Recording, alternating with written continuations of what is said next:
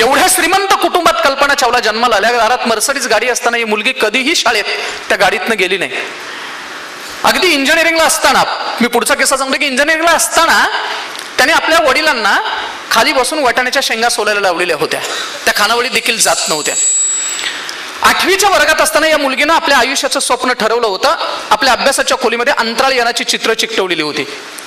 आता आपल्या मुलांच्या अभ्यासाच्या खोलीमध्ये कशाचे असतात हे सांगायला नको. कदाचित मोबाईलवरचे वॉलपेपर बघितलं तर मुलांचे स्वप्न देखील आपल्या लक्षात येतील. स्वप्न चुकलं की आयुष्य चुकतं. त्याच्या मोठ्या भावाचं नाव आहे संजय. त्या संजयने एक दिवस कल्पना चावलांना विचारलं होतं, अभ्यासाच्या खोलीमध्ये अंतराळयानाची चित्र आहेत, कशासाठी? त्यांनी सांगितलं, माझ्या आयुष्याचं स्वप्न ठरलंय आणि हे पूर्ण करायचं आहे. 12वी नंतर एरोनॉटिक्स इंजिनिअरिंगला ऍडमिशन घेणाऱ्या त्या भारतातली पहिली मुलगी आहे. वर्गामध्ये ती मुलगी एकटी असायची. शिकवणारे सगळे प्राध्यापक पुरुष. सगळ्यांनी तिला सांगितलं होतं की हे सोडून तू वेगळं काहीतरी कर. त्या मुलगीने ऐकलं नाही.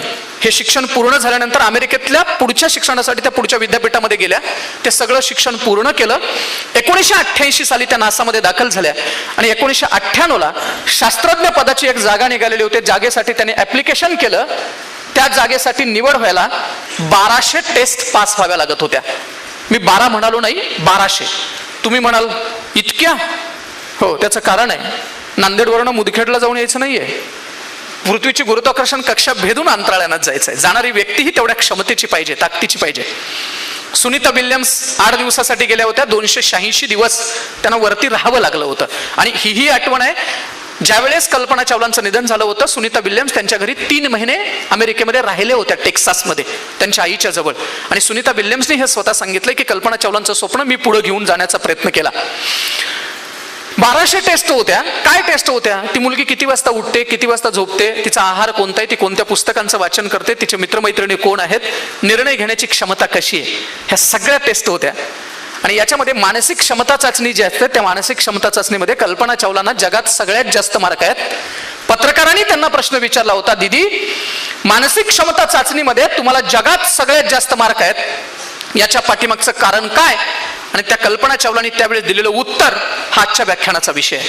कल्पना चावलांनी उत्तर असं दिलं होतं, मला मानसिक क्षमता चाचणीमध्ये जगात सगळ्यात जास्त मार्क पडली, याच्या पाठीमागचं कारण मी भारतीय संस्कृतीत जन्माला आले, तिथं वाढले, संघर्षाचा सामना कसा करायचा असतो याचं बाळकडू मला माझ्या कुटुंबातनं मिळालंय, माझ्या आई वडिलांच्याकडनं आलंय.